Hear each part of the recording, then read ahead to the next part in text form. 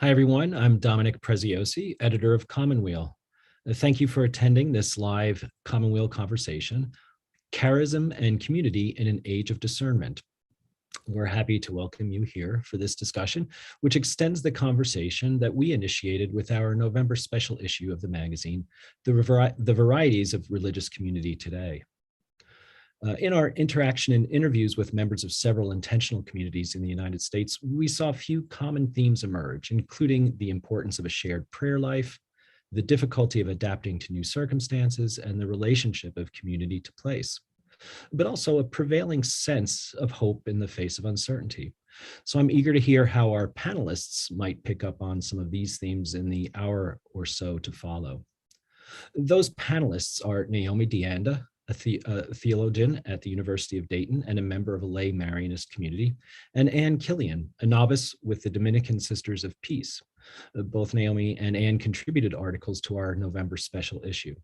Also with us today is Gustavo Morello, a Jesuit priest and sociologist at Boston College. Our moderator today is Claudia Avila Cosnahan, Commonweal's Mission and Partnerships Director.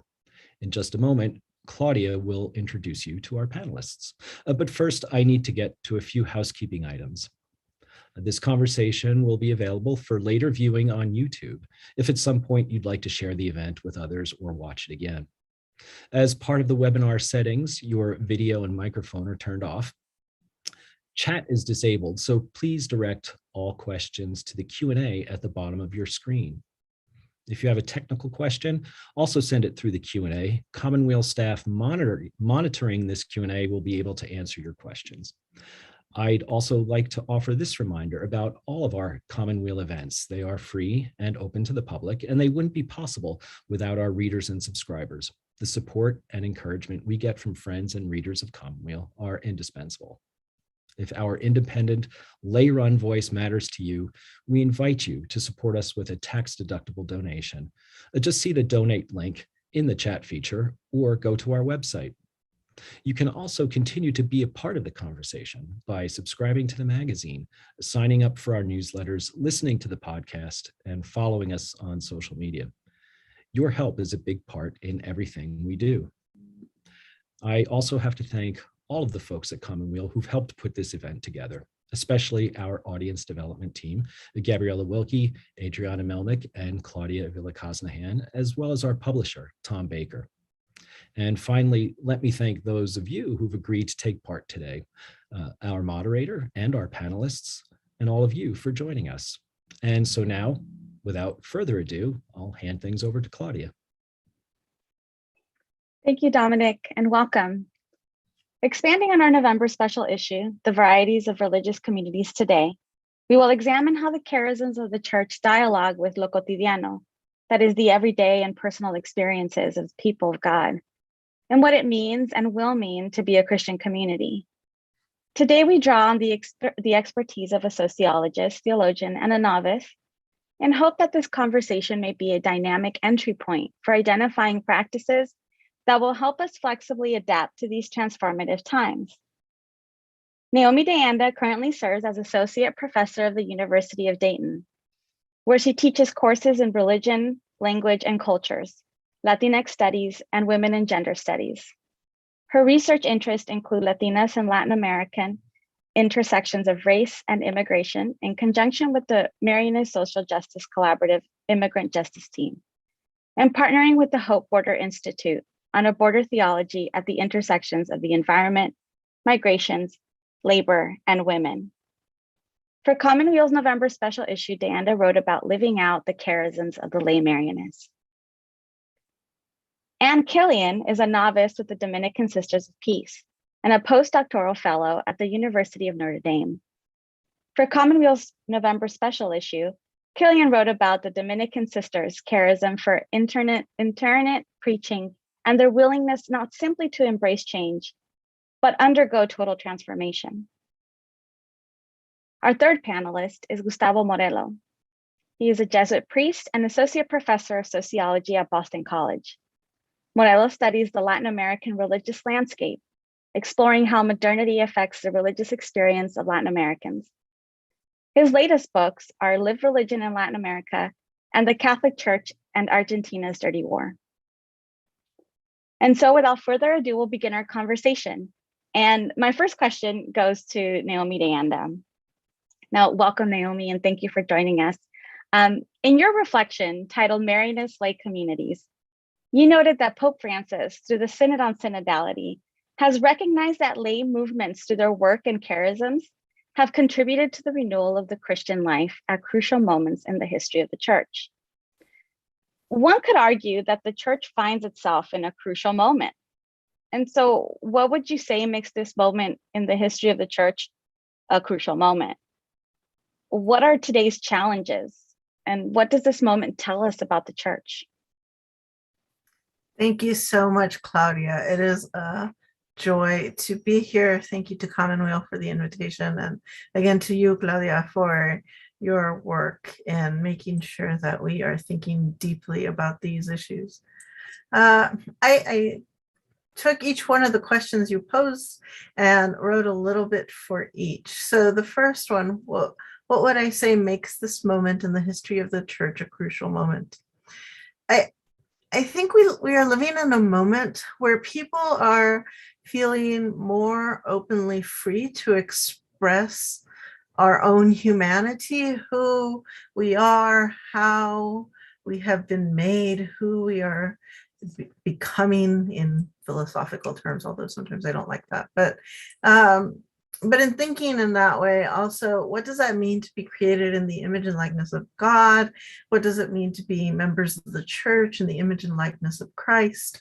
And so I think these big questions are being raised around all of those issues as we have all of these other possibilities because of so many different social movements that we've seen that are allowing people to be more openly who they are and express who they are.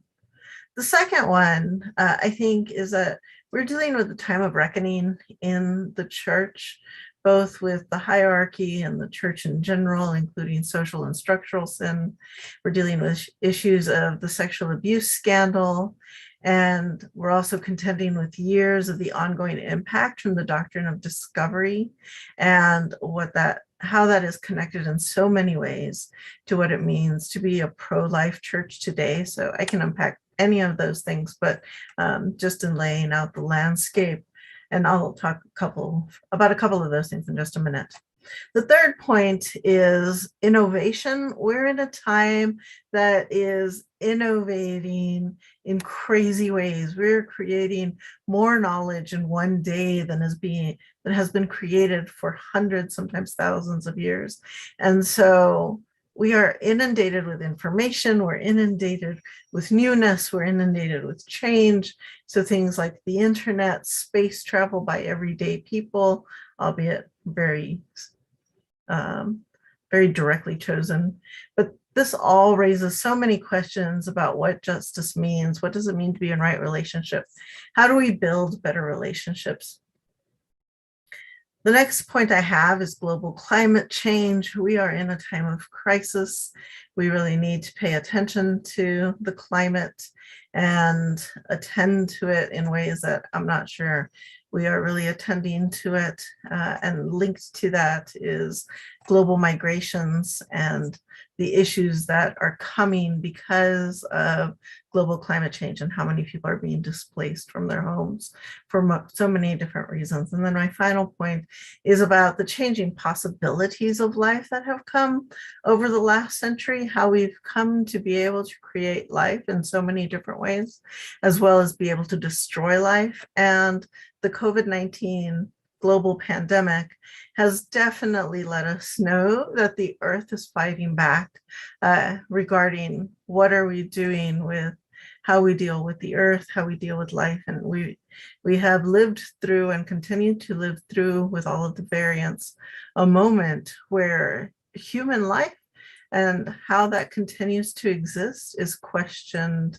daily. And we were living in moments a few months ago where human life and how we exist with one another in lo cotidiano daily was questioned by the hour. And so we were all stuck to our own modes of communication. And all of those things impact who we are as church. It has impacted how we engage each other, how we worship, all of those pieces. So what are some challenges for today? I think we live in silos of information. I can choose to get my news from a certain place and only listen to one perspective and be very well informed in that perspective, yet have no desire or time, because so much is being produced, that we don't need to even pay attention to any other perspective. Second point is that I think there's a misunderstanding in the sharing of church teachings and what Catholic theology is. I think theology is very much about faith and the work of the Spirit that's always in flux and will bring surprises, whereas sharing teachings of the Catholic Church is very important and is the job of what we do in catechism and as works of catechism. Yet that's not the only piece for theology that is part of working in theology. But this is the largest challenge I receive as a theologian and teacher or teacher scholar, is that people want to know, why am I questioning teachings of the church? And so I just want to say that theology is really about seeing how the Holy Spirit is working to keep our church moving and kind of renegotiating our own teachings and how we understand them.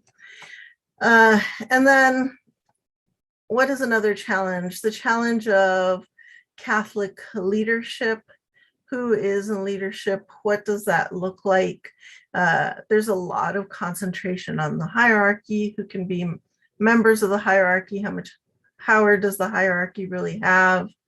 But there's still so many places in the world where Catholic daily life has little to do with the hierarchy. There are remote places which invite groups of people to help restore a church for a semi-annual visit for a priest because they've been awaiting sacraments for 6, 8, 10 months. And then there are many Catholics who maybe are able to attend Mass daily, but still don't know the name of their local bishop. So the question about the hierarchy and how much does that really impact? But most people can tell us who their local animator is, who are people who are the gatherers, who are the people who know how to contact other people to get people resources when needed, how to lend a listening ear. And those are all people who are members of the church, who have been baptized, and sometimes who have received all the sacraments of initiation, but also who are leaders of the church. And we don't really have titles for these people. We just know who they are. And then I also want to say that with that, and because of the COVID-19 pandemic, I've seen some phenomenal things happen. So last year, because we're back in Advent, there was a group who has been doing posadas, the Catholic popular religious practice of Mary and Joseph going to ask for hospice and hospitality. And this group has been doing Las Posadas for 3. They're now training their 4th generation of lay leaders into doing this. And last year they reformulated them completely to do them on Zoom. So there was no member of the hierarchy involved to take care of that. So the question of leadership and how are we thinking about it and who is doing it? I've seen people in their 60s, 70s, 80s, and 90s learn to use technology in ways that they've never done it before, and are experts now on Zoom or going to their local community centers to learn more about their phones and the components they can do to have small faith communities and to gather together and to continue to be church, even when they can't do it in the ways that have been traditionally available. So all of that, I think, falls under the realm of leadership, which I think in some ways is a large challenge, but I've also seen some people do some extraordinary things. And then what does this moment tell us about the church? We are a church in progress. I think that's a statement at any point in the church. Now, we are particularly building our paths as we go. The COVID-19 pandemic has made very real the paths we thought we could build more slowly, so many of those. It's a moment of great conflict and of great test to many people's faith, including church workers and what has been asked of church workers, many who are lay people and many who are underpaid. It is also a marvelously messy and spectacularly creative time, because we see that people continue to innovate how they express their faith, even if that be in places which have been considered very profane or unholy.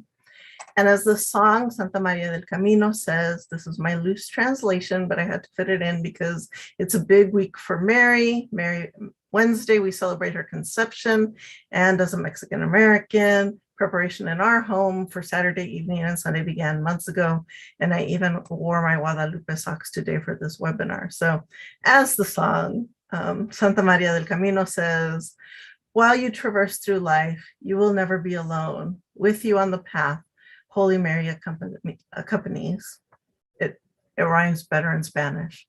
Although some may say nothing can change, struggle toward a new world, struggle toward the truth. Thank you. Thank you, Naomi.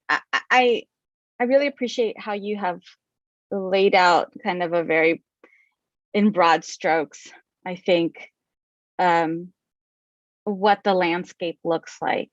So I want to invite our panelists to keep what Naomi has shared with us, almost like sustain it in your mind for a second, because I'll invite the three of you to kind of react to one another. I want to propose another question now to kind of add to this layering of a vision of what is before us. And so I'd like to invite Ann Killian to share a little bit with us. In your reflection titled The Dominican Sisters of Peace, you spoke of a Dominican sister, Sister Mary Daniel, who entered the Dominican Sisters of St. Mary's, New Orleans in 1958. At that time, sisters knew what the rest of their lives would be like. They would live in a large mother house with their sisters and have a steady job as a teacher, nurse, or catechist. You are a novice of the same order, now called the Dominican Sisters of Peace. And that same sister who entered the order in 1958 told you, quote, "What I admire about women entering religious life today is that you know everything will change and you're entering anyway." So like this sense of uncertainty is felt not only in religious life, but in all forms of Christian life. I think as Naomi has already kind of began to show us, right? So within this uncertainty, for you personally, what has remained constant? Why did you enter anyways? Thank you, Claudia. It's good to be here with you all. What remains constant is the desire to follow Jesus. That desire motivates all forms of Christian life, and it's shaped by particular charisms, which was one of the focuses of this special issue. So for Dominicans, our charism is preaching. We follow Jesus by preaching the good news with our lives, that the reign of God is breaking into history, bringing justice and peace and joy in the Holy Spirit. So the charism remains constant. When I met the sisters, I felt that joy in the Holy Spirit among them, and I entered the community to share in their joy. And that's something that hasn't changed. You can ask any one of our sisters across the generations what attracted her to the community, and inevitably she'll mention joy, the joy that she saw among the sisters. And I think that joy comes from our intention to live in right relationship. And Naomi mentioned right relationship. So in religious life, we prioritize right relationship with God through daily prayer and contemplating the word. We live simply and sustainably in right relationship with earth by caring for creation. And we nurture right relationships with one another. Each sister takes responsibility for her personal human development, deepening her own self-knowledge and learning skills for nonviolent communication. In community, we practice shared decision-making within egalitarian governance structures. So every sister has a voice in the decisions that the congregation is making together.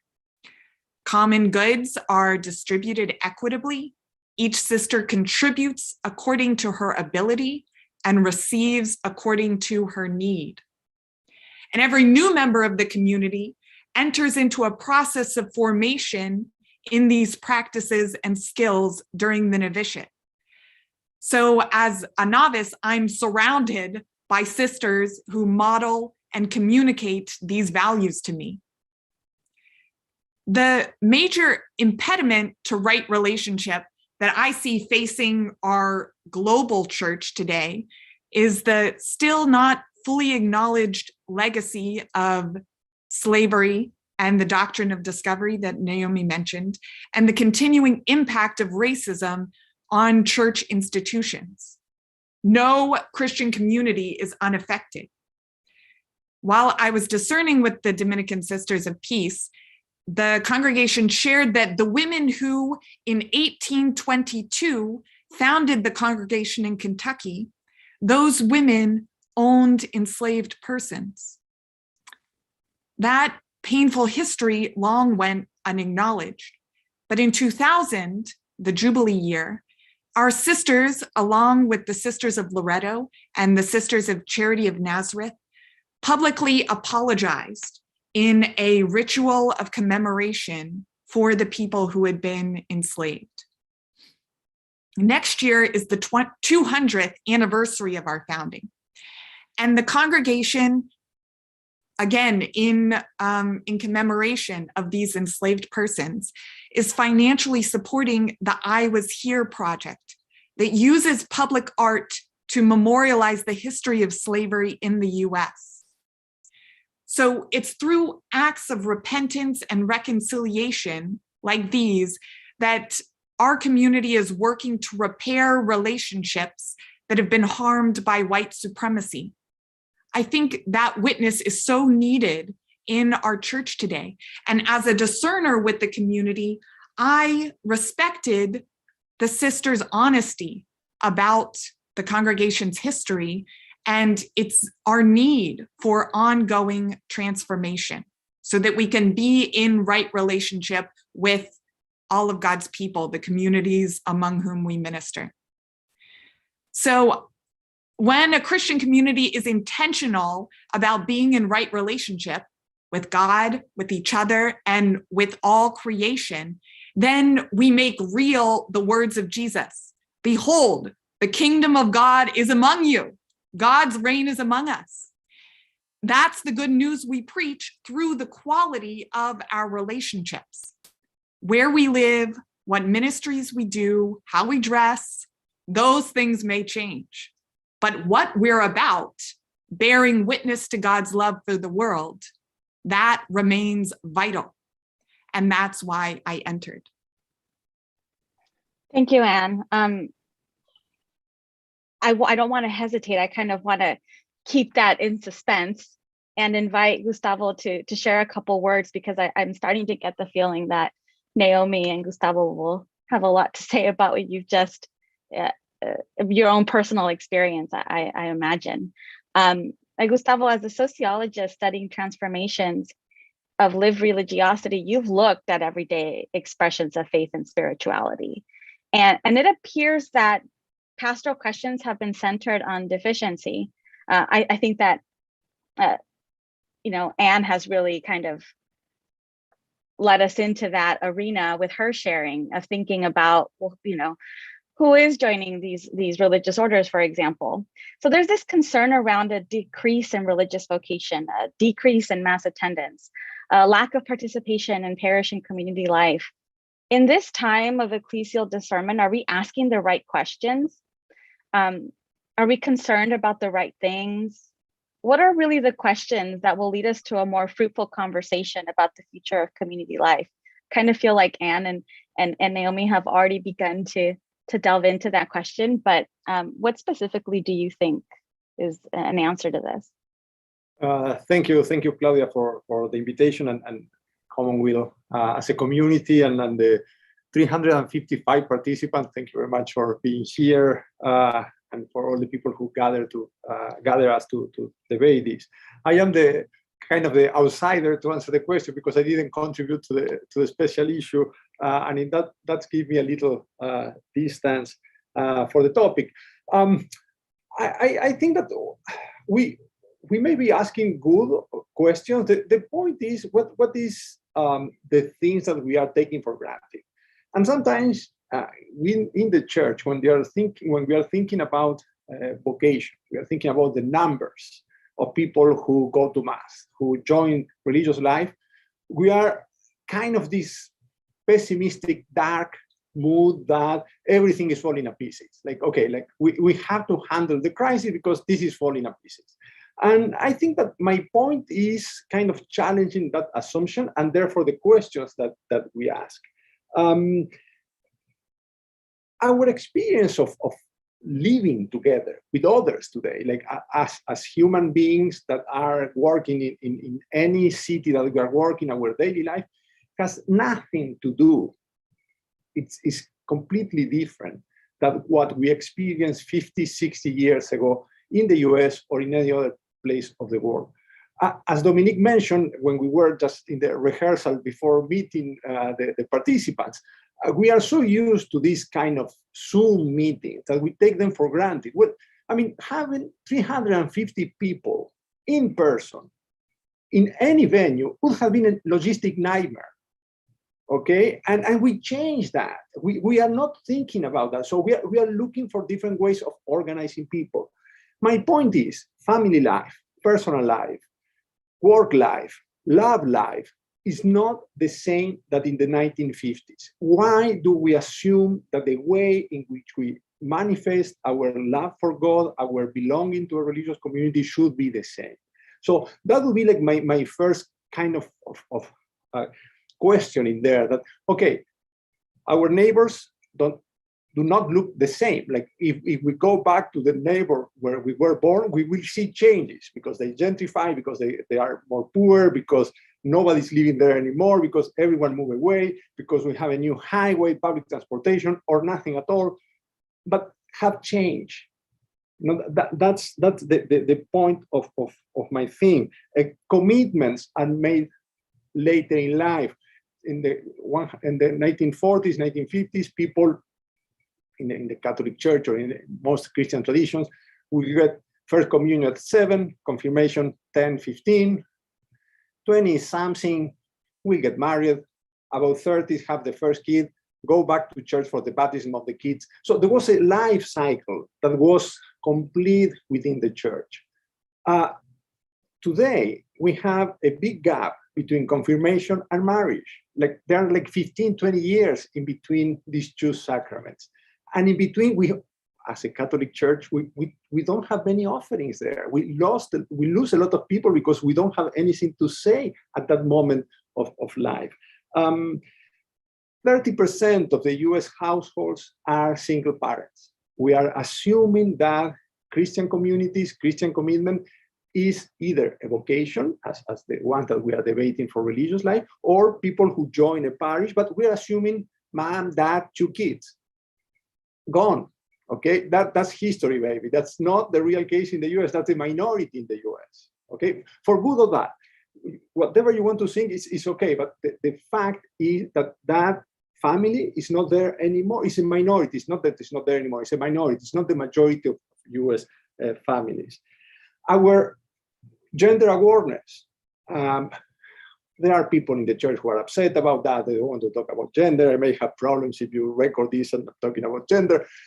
But it's here. Like, even if we don't like it, it's here. We are thinking about that. We know that gender roles are socially constructed, that women do whatever they want to do, not what they should do to be a proper.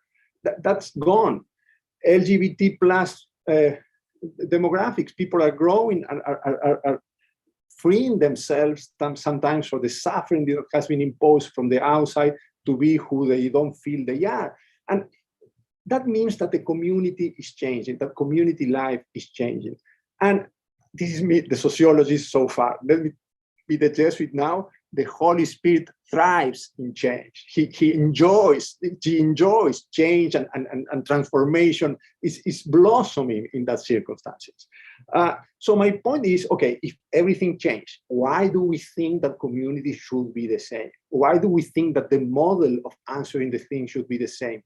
Can we imagine Catholic school without nuns, without priests? Can we imagine Catholic universities without nuns, without priests? They were there before. We used to have that in history. We have that in many places in the world. So why do we keep thinking about just one model? What does it mean, religious practice? Is another thing, and I'm dealing with that in Latin America, but I think it's important also, or it's relevant also to the US. It's just church attendance. It's just, what about these online practices that have been blossoming during the pandemic? Is not that religious practice? Who can judge that? And how can we incorporate those kind of things? And I think that perhaps the main point is that, okay, we may ask questions, but we should go further. I understand that there are some questions that we are asking because of the synod and these circumstances that are a privilege in the church. And also the question about, okay, what do we do with religious life? How we face that, how we engage with that. But I do think that there are these other questions that, what are the things that we take for granted? What are the message that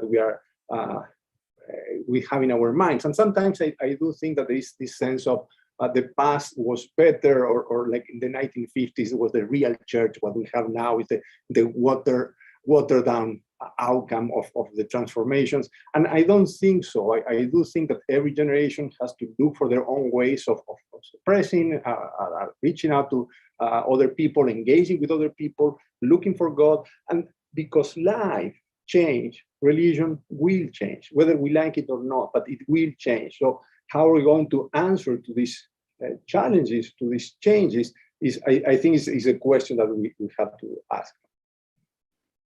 Thank you, Gustavo. So to kind of provide us with a little bit of a synthesis, Dr. De Anda has given us a little bit of like I said, a broad kind of view of what is before us. What are the challenges that we're facing? And also what are some of the exciting things that we're also facing, right? Like this idea of having this be a moment where there is kind of this jump in creativity and innovation because of the circumstances that we find ourselves in, for example. And Ann Killian has given us a vision into her own personal experience, into an actual religious order that has really learned to change with the times, and to, in that experience, hone in on what is the essence or the values that should remain constant as we adjust to the new horizon. And what I love about what Gustavo has shared with us that really resonates with me is that this idea that we have really romanticized the past of the church, and this romanticizing of the past keeps us from asking the right questions, and also makes us take for granted the great things that are before us. So I'd like to take this time now to invite the three of you to respond to one another in an open conversation. And while our panelists are reflecting and talking amongst each other, I do invite our audience to submit any questions you may have. And as we continue with our webinar, I'll choose some of those questions to bring up to the group. So I invite you, Gustavo and Ann and Naomi, to respond to one another.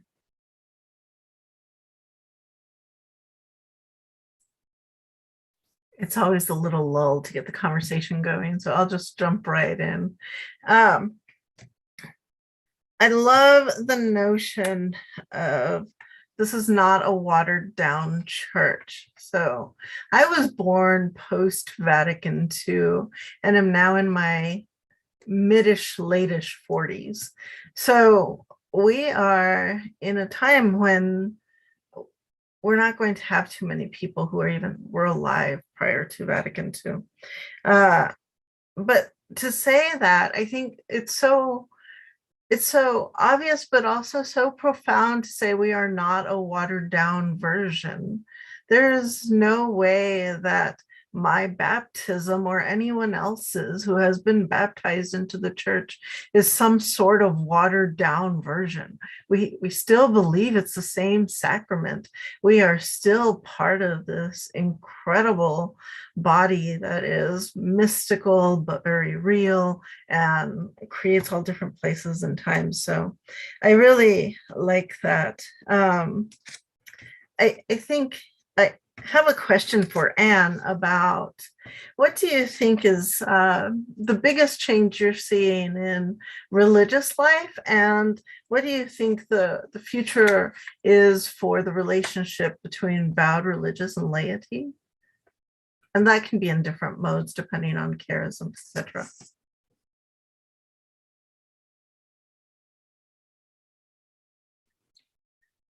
I think for the biggest change on the horizon for religious life that we're discussing and discerning now has to do with so the church is not what it was in the 50s. Religious congregations are not what they were. We no longer have these big founded institutions. We don't have the sisters to staff these big founded institutions. And I think many of us entering now don't really feel called to be in those big institutions. But we're in a moment of transition about handing things over and properties that we own now. And so how do we steward those responsibly? So that is one of the structures, the institutions, the properties that are in place. How do we honor all of the work that our sisters put in to build these places that have ministered and served God's people, and kind of reform ourselves into smaller communities that may be more nimble, more able to respond to emerging needs. I think as religious, we are, of course, lay women, and we live in community in a particular way, and the vows are a particular kind of public witness, but we're always collaborating with our lay partners and our friends and our family and our associates. So I think that the living in community is very important for women religious. For every sister probably is going to articulate it differently, but I think that collaboration is the way of the future, and what we're looking forward to. And maybe while I'm talking, I'll just say, Naomi, what struck me from your remarks was about leadership.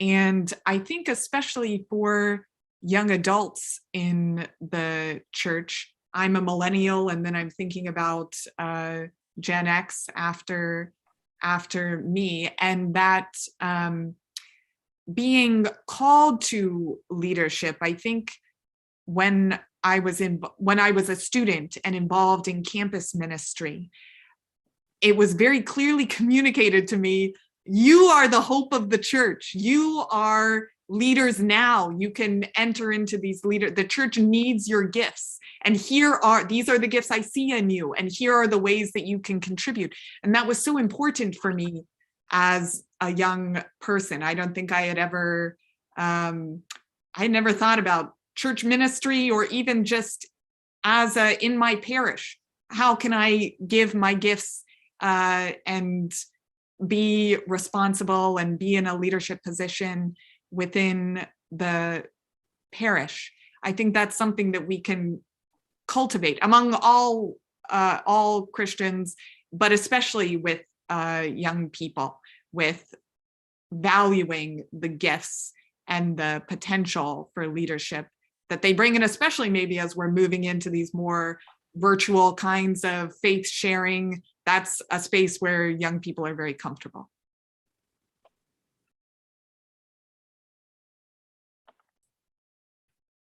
I'm going to jump back in. I'm sorry, Gustavo, if you had something to say, but I'll be quiet after this. But I just wanted to say that the being the week of Guadalupe, it's a big week for Matacinas as well. So the dancers who are a mix of indigenous dances with Catholicism and have a very special relationship with Guadalupe. But one of the things that fascinates me about the Matacinas in particular is that they start training their babies since they're in the womb of these religious practices because of the dance. And so like the pregnant women are dancing and teaching the rhythms, and then they carry the babies with them as they're dancing. And then as soon as the babies can stand, they dance with them. And I think, do we continue to do that in all forms of our life, in being church and in other places? And how do we do that in different ways? Or do we just separate people out?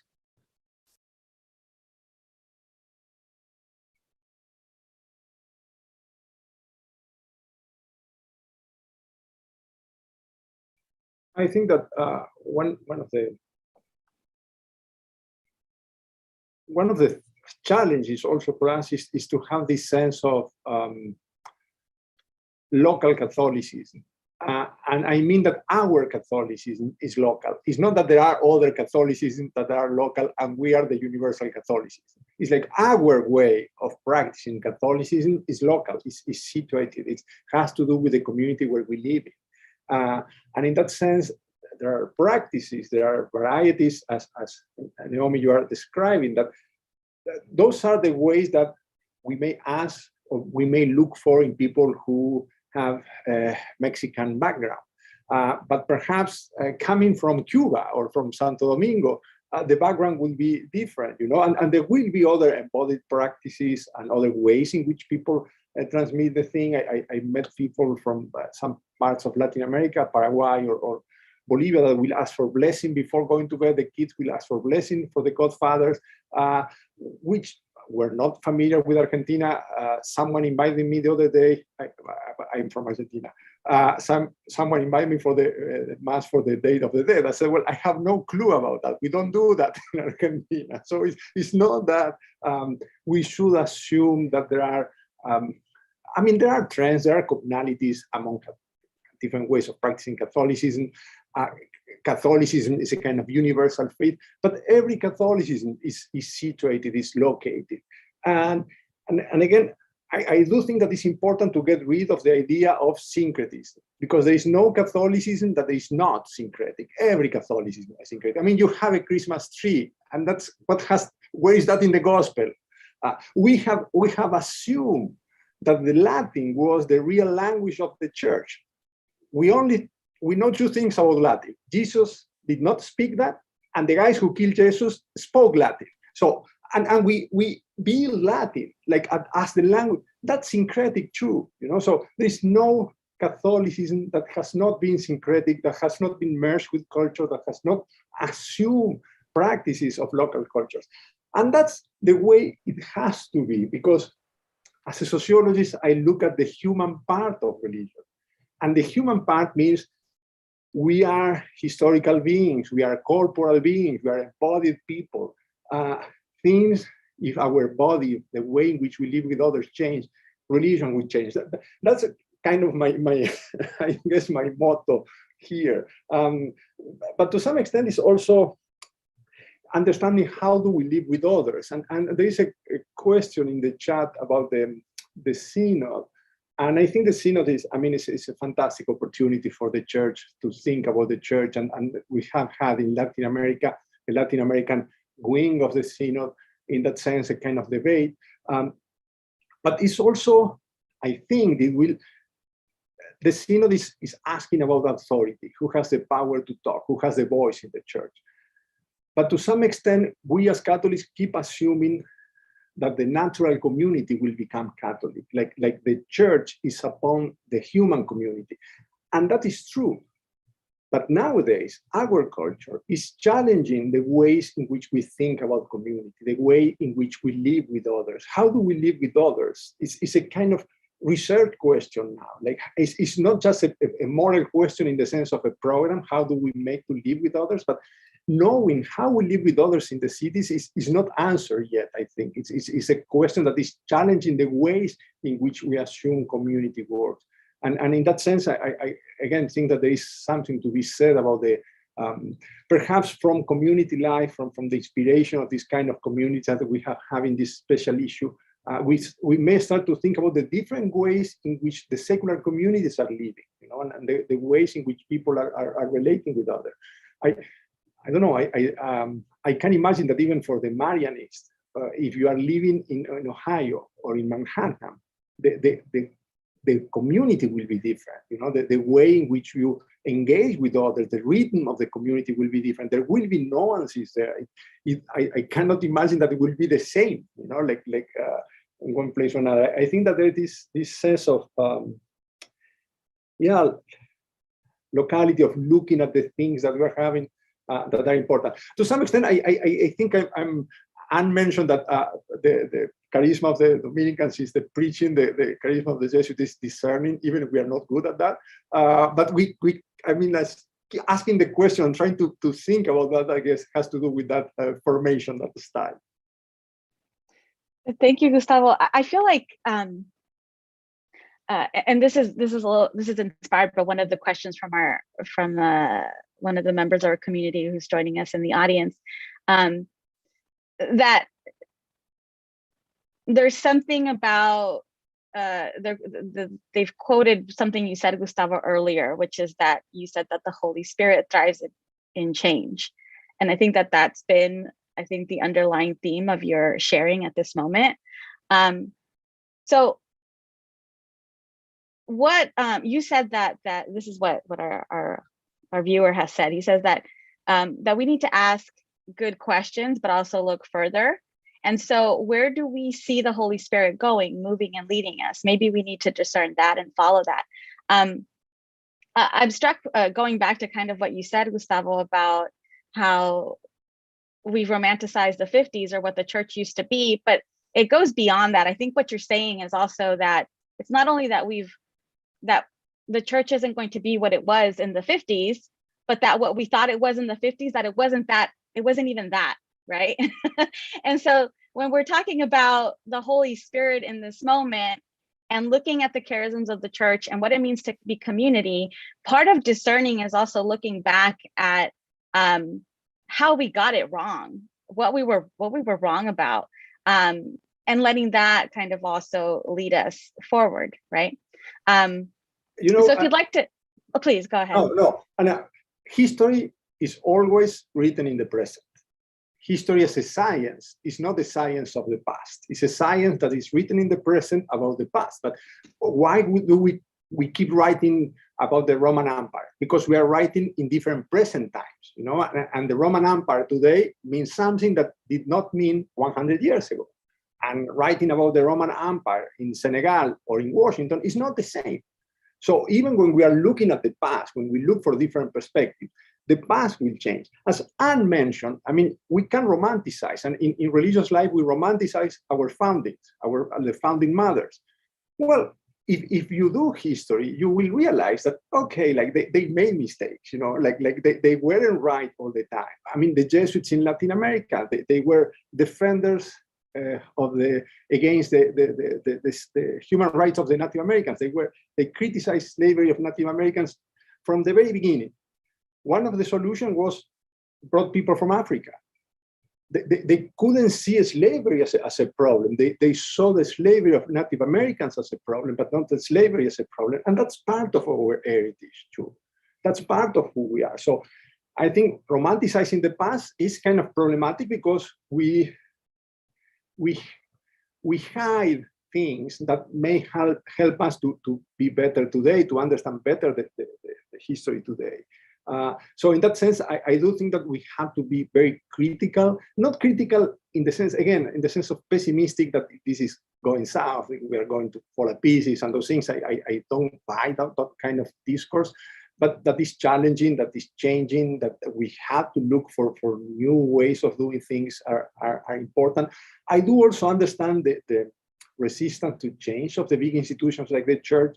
You have a enormous amount of people who have different ideas, different thoughts, and you have to respect the elders in the community. And sometimes those people don't want to change, and it's very violent for them to change. So we have to be careful of that, and I don't want to underestimate that. But I think that this idea of looking at our past critically, trying to see what we can get from our past, but also reading where the Spirit is working today. And I think the whole issue of Commonweal is about that today. Is okay, those are the ways in which the Spirit is working in different communities, and you have different voices there from different ways of being in a religious community today. Perhaps further issue, or perhaps it was already in the past issue, was, and I think you published something about a parish life, how people who are not in religious communities engage in different community activities. And I do think that there are different ways in which the Spirit is guiding us, is looking for, is pushing us to do things. Perhaps one thing that has to do with the synodality and this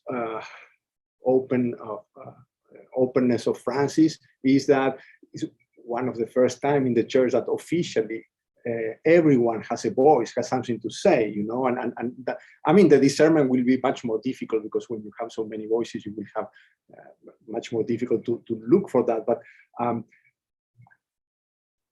we are in the hands of God, and we are in good hands in that sense.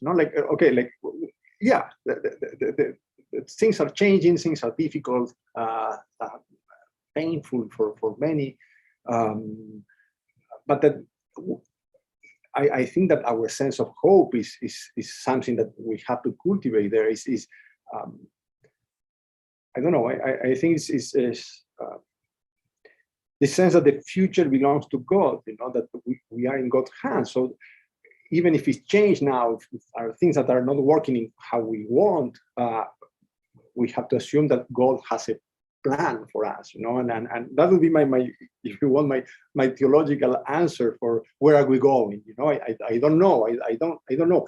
Well, we can say, for example, in sociological terms, we can say that religions and religious orders, but religions like Catholicism, or religions will appear and will disappear in the next 100 years, if you want. There will be new religions emerging in different parts of the world, and there will be religions that will disappear from different parts of the world.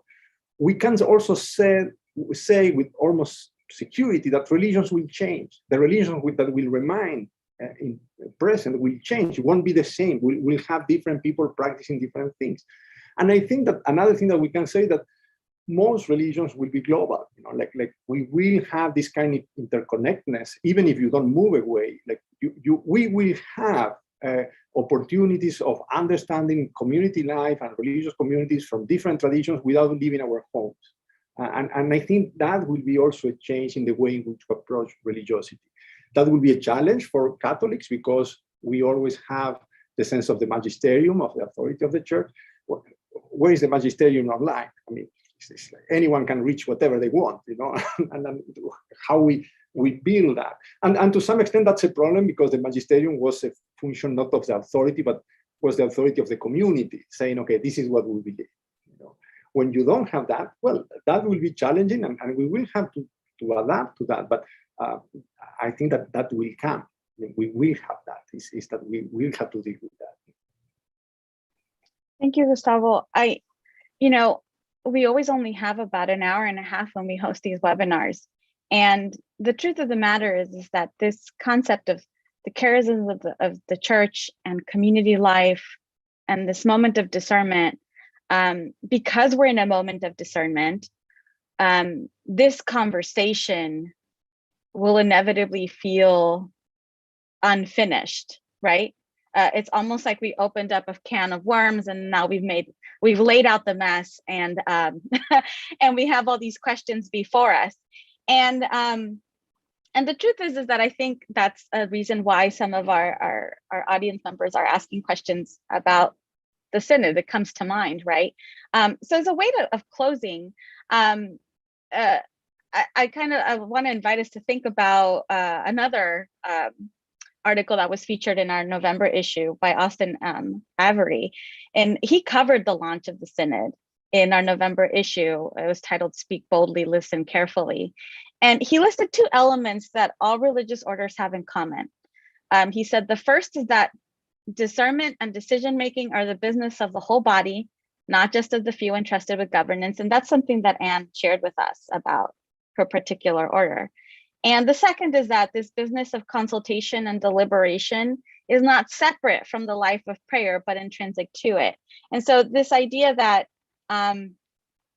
as we are discovering who we are as church and as community, or rediscovering, it is connected to our charisms, to the movement of the Spirit, right?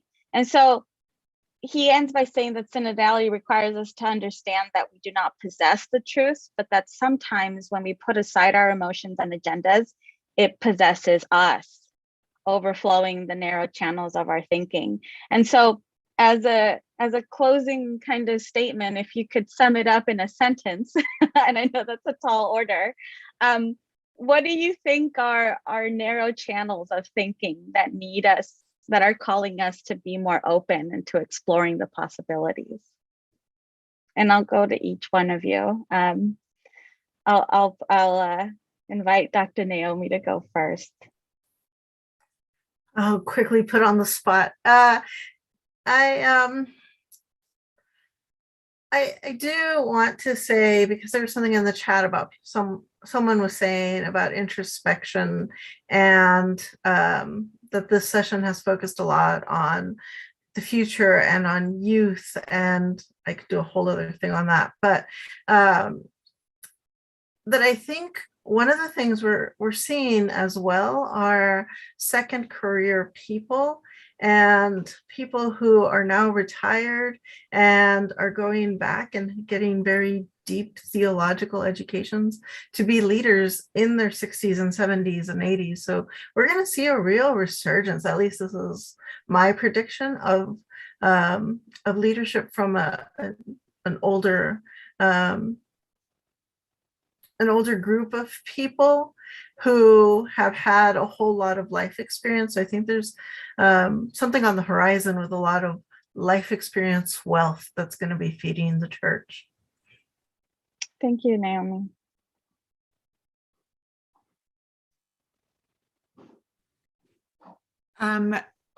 What my thinking about the synod is, this is maybe from the stories that I've heard from our sisters about the communal discernment, that, I mean, what is amazing about women's religious communities is the way that they completely transform their governance structures after Vatican II, from a very hierarchical model to every sister has a voice, and there's prayer and listening to one another, and reaching decisions together.